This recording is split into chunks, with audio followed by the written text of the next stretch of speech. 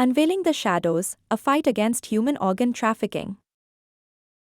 In the remote village of Dhanpur, nestled between rugged mountains and dense forests, life seemed peaceful.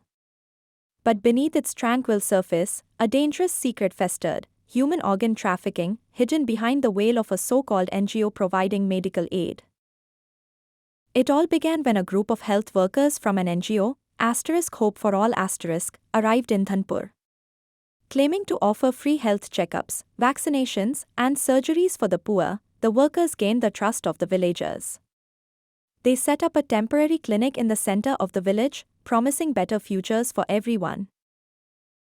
Among the villagers was Raghav, a young but sharp farmer who had recently become suspicious of the organization's operations.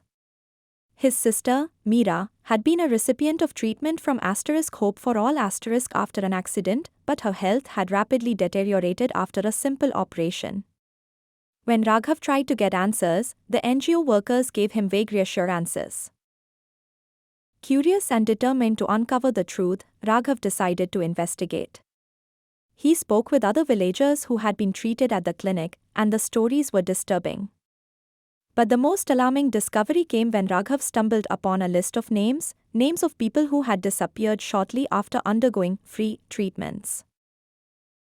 Raghav's suspicions were confirmed when he overheard a conversation between the head of the NGO, Dr. Aryan Kumar, and a group of men in a dark alley behind the clinic. They were discussing the shipment of organs that would be sold to wealthy clients in urban centers. The organs, kidneys, livers, and even corneas, were harvested under the guise of routine medical procedures. The realization hit Raghav hard.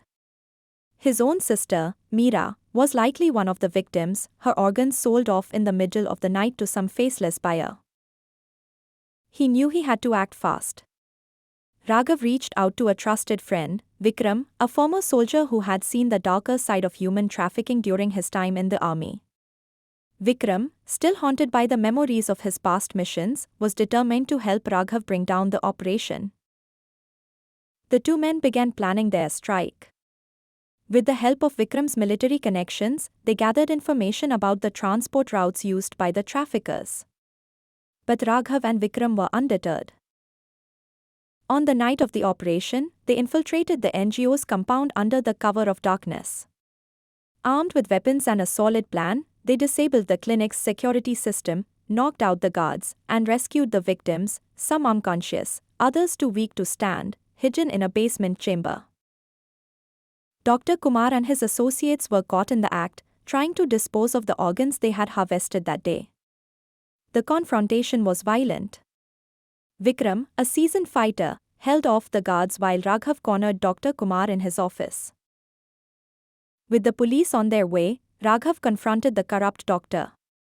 "This ends now," Raghav said, his voice shaking with rage. With the police on their way, Raghav confronted the corrupt doctor. "This ends now," Raghav said, his voice shaking with rage. With the police on their way, Raghav confronted the corrupt doctor. "This ends now," Raghav said, his voice shaking with rage. Dr. Kumar, realizing his empire was collapsing, made one last desperate attempt to escape, but Vikram intercepted him, knocking him out cold. The authorities arrived soon after, arresting the entire operation.